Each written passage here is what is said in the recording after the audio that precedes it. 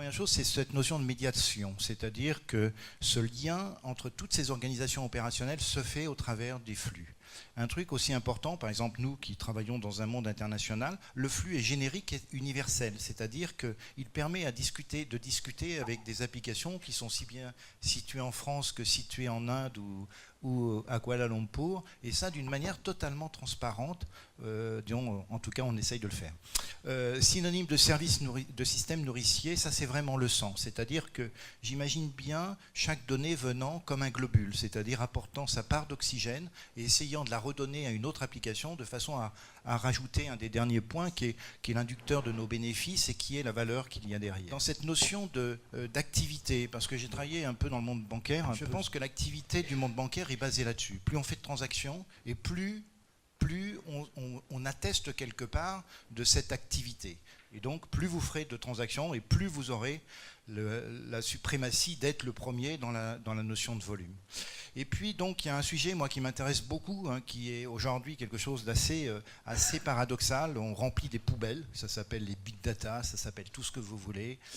Mais moi, il y a un truc qui m'importe, c'est aujourd'hui, on ne différencie pas ce comment du pourquoi, c'est-à-dire le comment, c'est-à-dire avec la donnée, et le pourquoi avec l'information. Pourquoi je trimballe tant d'informations et le jour où on essaye de trouver un propriétaire de l'information, on n'en trouve jamais.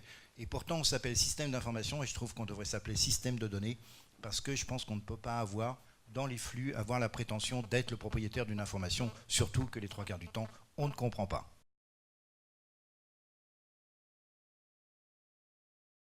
Alors, le RSSI, l'information numérique. D'abord, qu'est-ce que c'est? On parle, nous, d'actifs informationnels, parce qu'on prend un mot, le terme d'actif, c'est un mot qu'on trouve dans la gestion des assurances, dans la gestion des risques, dans les termes financiers.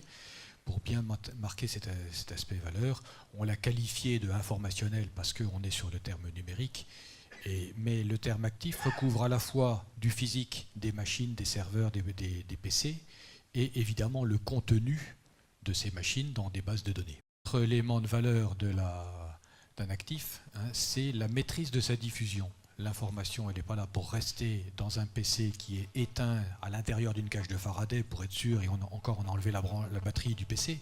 C'est bien pour qu'elle puisse circuler. Mais cette circulation, cette diffusion de l'information doit absolument être maîtrisée pour que les ayants droit de cette information l'aient au bon moment et avec la qualité voulue, et que les autres personnes, ceux qui n'en ont pas le besoin, n'y ait pas accès à cette information. Développer la culture de la maîtrise d'information, c'est agir sur l'élément mise en œuvre et des comportements par les personnes. C'est un travail là de tous les instants qui est très difficile, de tous les instants et à tous les niveaux de la pyramide de l'entreprise.